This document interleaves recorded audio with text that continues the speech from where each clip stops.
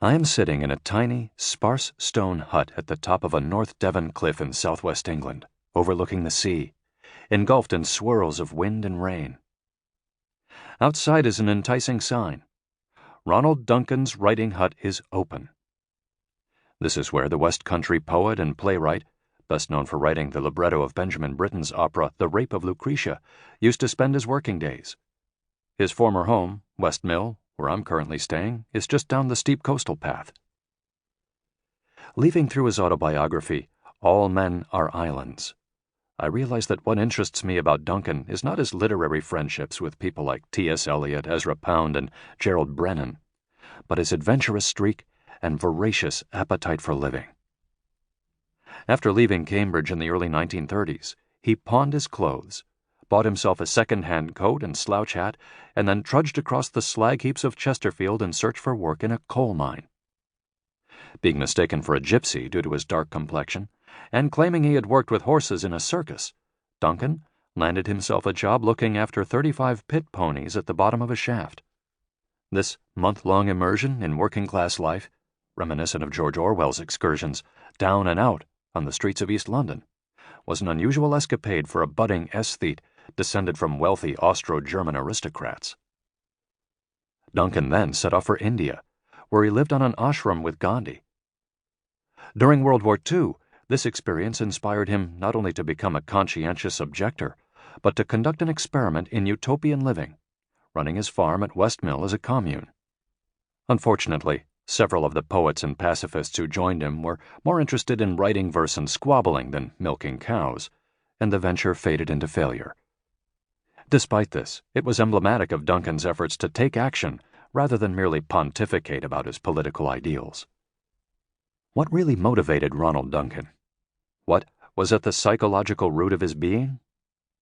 I find the answer buried in the middle of his book, where he spells out his philosophy of life, or rather, death. It is one of the most evocative descriptions I have ever read of what it can mean to seize the day. I was, and am, acutely aware that life is ephemeral, limited, and brief. I never wake up in the morning without being surprised at being alive. I never go to sleep without wondering whether I shall wake up. Death, to me, was the reality. Yet everybody I met and saw seemed unaware of it. They seemed to live as if they would live forever.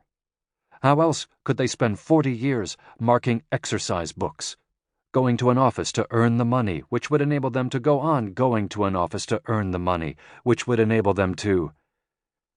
I could see a skull beneath every bowler hat. I was obsessed with the feeling that I was a small boat floating on an ocean, and the ocean was death. As I sit in Duncan's former clifftop writing hut, making notes on this passage, there is a sudden knock at the door. A woman, in sensible walking shoes, peers inside and sees me at the old desk with my fingers poised on my laptop, staring out across the Atlantic. She looks me up and down and asks hesitantly, "Are you Ronald Duncan?"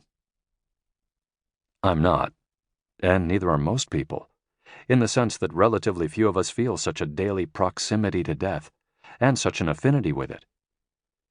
Yet recognizing the ephemeral nature of existence, and being able to look death in the eye, or float on its ocean, is perhaps the most crucial ingredient of Carpe Diem living.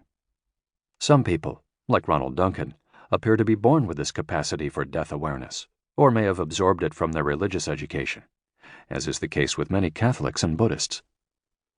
Others, however, have to make a conscious effort to bring the reality of mortality into their minds, so it can spur them to wake up and grasp the possibilities of life. As Albert Camus scribbled in one of his notebooks, "Come to terms with death. Thereafter, anything is possible."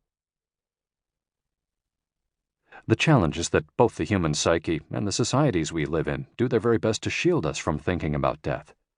So in this chapter, with some help from a Californian tech entrepreneur, a bored Japanese bureaucrat, and a Russian social climber, I want to explore how we can bring death closer to our lives, so it can stir us to seize the day. Over the centuries, humankind has invented a number of ways to do this, which can take the form of